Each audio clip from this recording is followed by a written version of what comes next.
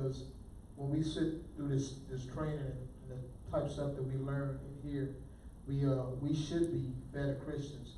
And so when asked these questions, I know before we had this study, and you asked us these questions, we would have been a whole bunch of different answers of how we should address it. Now that we know, we should be able to at least be sensitive to these questions to a single person.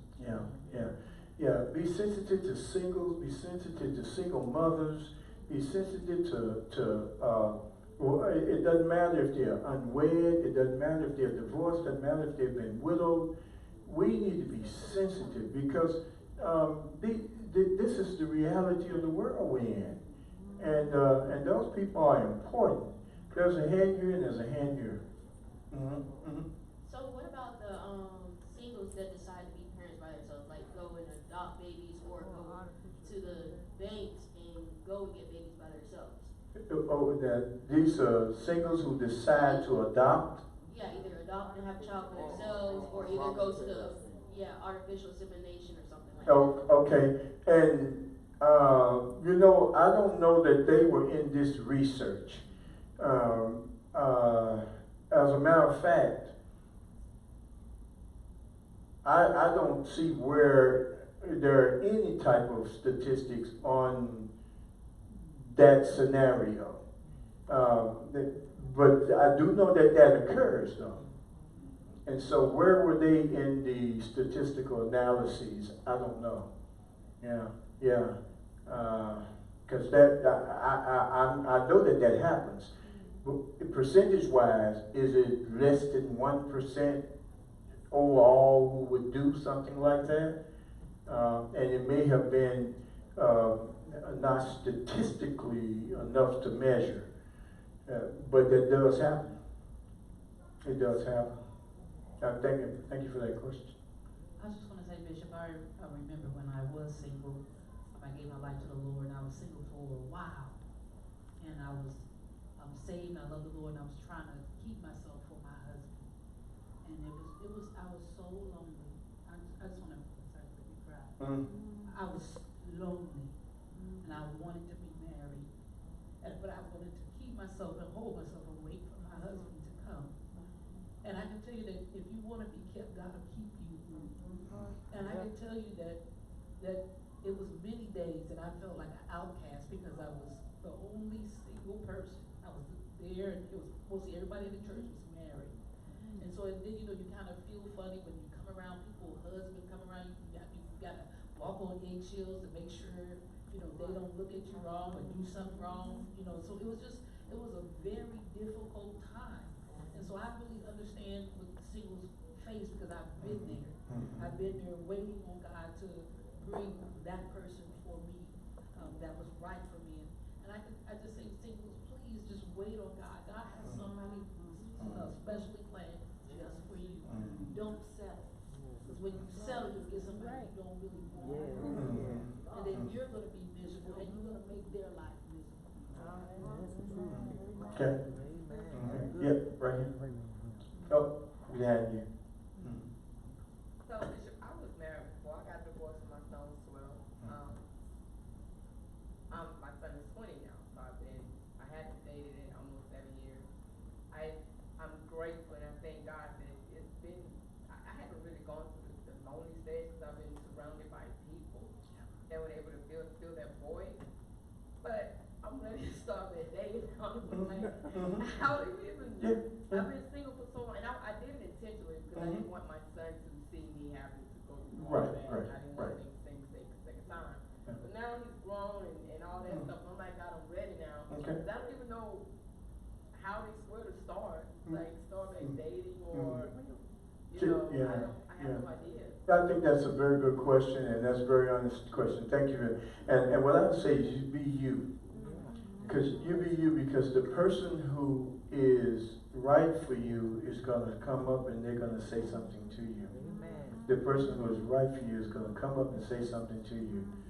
So I don't know how long Kim waited, I don't know how long she waited.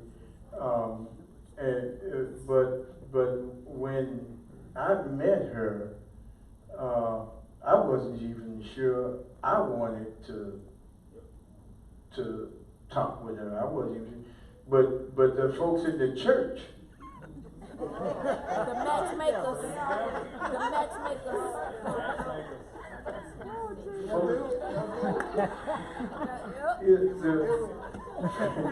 the first lady of the church, I come in there, she told Kim, she said,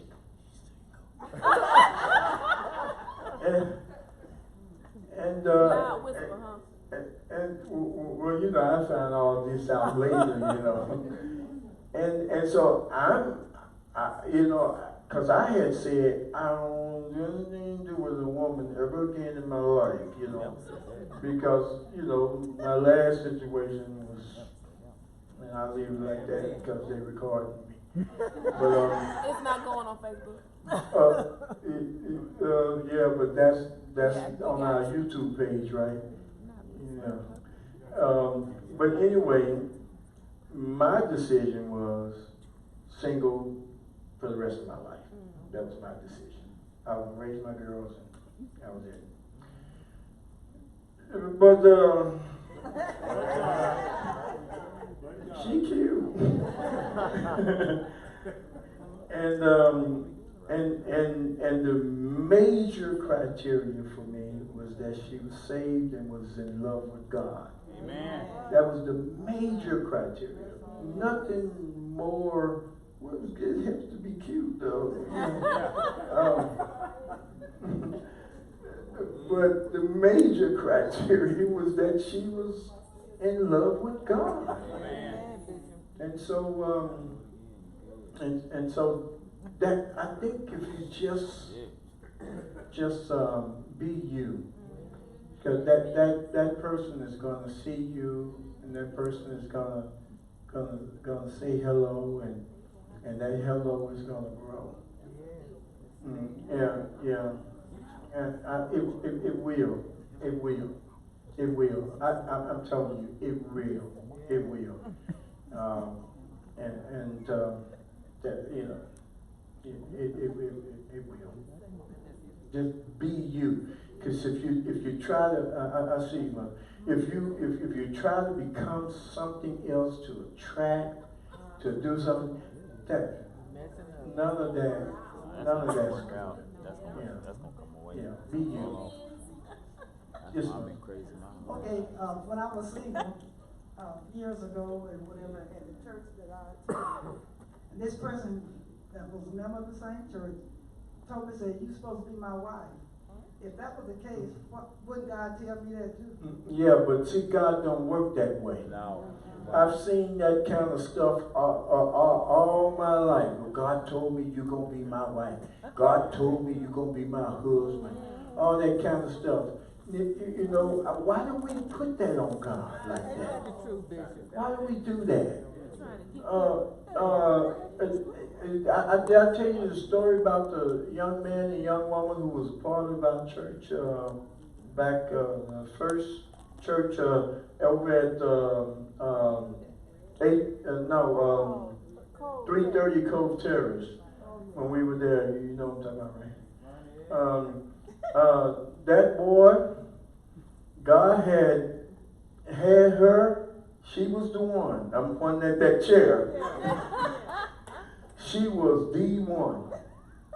And boy, and that girl, she was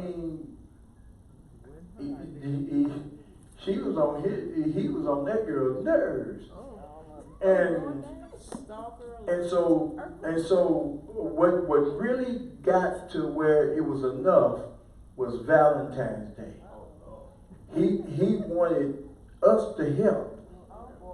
He went and bought all these roses and all this. He's going to come to church and he was going to, you know, surprise her and present these roses and all this stuff, you know, at church. And she already, you know, wanted him to leave her alone.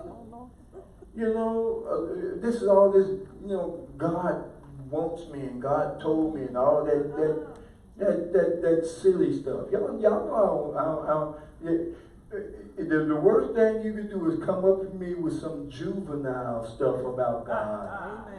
You come to me with juvenile stuff about God, I'm going to correct you. I'm sorry that you learned that somewhere. I'm sorry. God told me that you're going and that you're going to force yourself on this woman. And this woman wants nothing to do with you. How's God in that? And so that was the point where we had to say, okay, this is enough of this, man. This is enough. You know, you gotta leave this girl alone. You know, you gotta leave her alone. All this stuff. And so that's somebody, a church down there. Some prophet, so-called, come and say, God told me to tell you, you're going to get married. And the girl went and running around the church. Went to running around the church, you know, because somebody called himself a prophet, which that's not how prophets operate, but y'all know. When they went to running around the church, she said, go buy yourself your wedding dress, because God told me that you're going to be married. And she's running around the church. She's running. Listen, this is not a made-up story. This is right down there.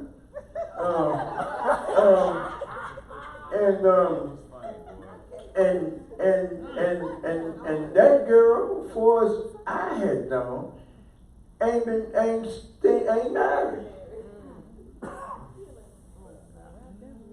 Now, at some point we gotta cut that stuff out with that God told me. And I believe if somebody come up here and tell you that God told me, you tell them to go talk to my pastor. Tell them that. I think you'll be in order.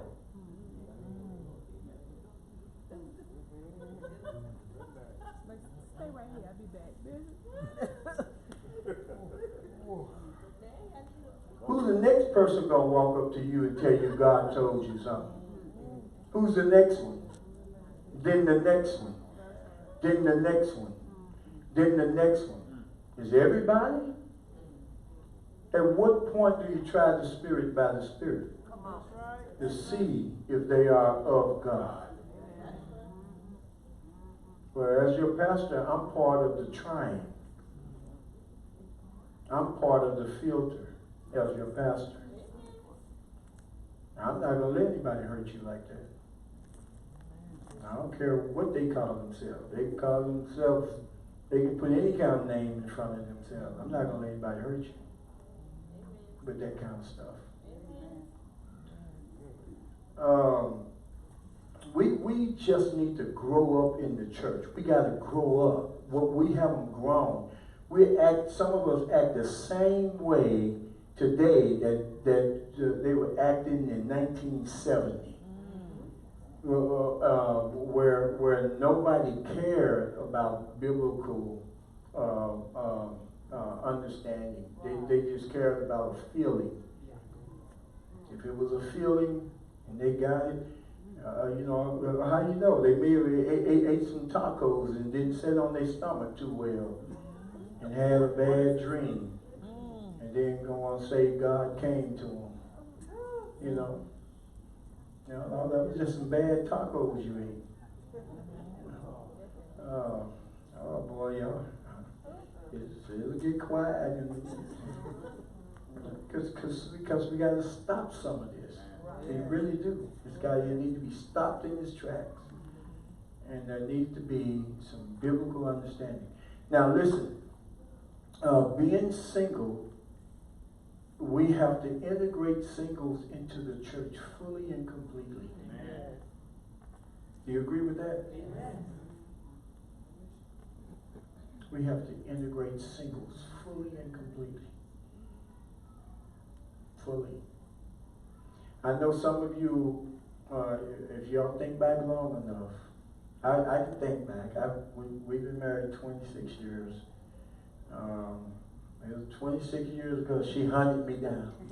No, I'm just kidding. I'm just kidding. It was 26 years ago, but I still remember, being single. I still remember what I went through. Obviously, she still remember what she went through. We can remember what it was like. Let's not allow that to harm us, okay? Let's not allow that. Okay? Very good, very good. Oh, yes, ma'am. Okay, Shawnee has a question, and I thought we were gonna get to it, but we didn't. It's on page 105. 105. She says, hold on. It says it is important not to create a ghetto mentality for singles. Yeah. What does that mean? Yeah. What is a ghetto?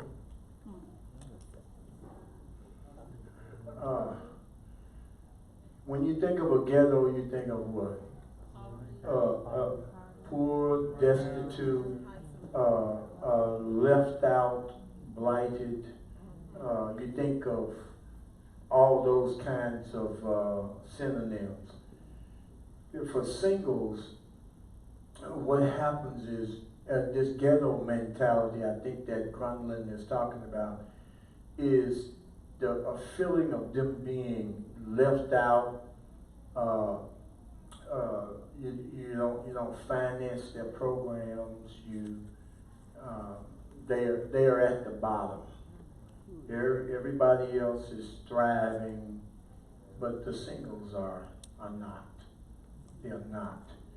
I believe Grundlin has that in mind when he's talking about this ghetto mentality for singles. Anybody want to expand on that? Did you have a thought about it as a young adult leader? Yeah. She's typing something. Mm-hmm. Hold on. Mm-hmm. But I believe that this is kind of Grundlin's approach to that, is that a ghetto mentality is how you feel less than. You feel like I'm the least. Like lower class. Yeah. Mm-hmm. You're not with the married people. You're lower class. Yeah, everything is for married folks. But the singles, is that kind of what you? Yeah. Mm. Majority of the churches that you go to, you do not. They rarely ever have a singles ministry. Mm. I kind of understand it in this church because there's not a lot of single people. We are a rare commodity around here. Yeah. A lot of times it's coming. But majority of the churches that you go to, they don't have a singles ministry. It's kind of like, that's what I might, what I might think. So, yeah, you do kind of feel left out. Marriage ministries and doing this, they got the balls going on. You're like, okay, well, I still work for them. I did something. You got the married couples ball, but where's the singles ball? Yeah, and I think he was also trying to say incorporate them in everything you do in the church. Yeah. It's not something separate for them and something Right. separate for the Right. other person in the church. Yeah. They should be incorporated in every part of the ministry. Right. In every part of the ministry, they should be incorporated. Did she finish her? She said, oh, okay, makes sense. Oh, okay. Yeah. All right, I think the young folks are coming back in. We're ready to close up. Thank y'all so much. By the way, I don't know if you've gone to the website, but today the Bethesda Fellowship Ministries website has a facelift. All right. So you should go on and look at it. Now some of the other pages haven't been rebuilt yet, but go look at the website. Look at the page and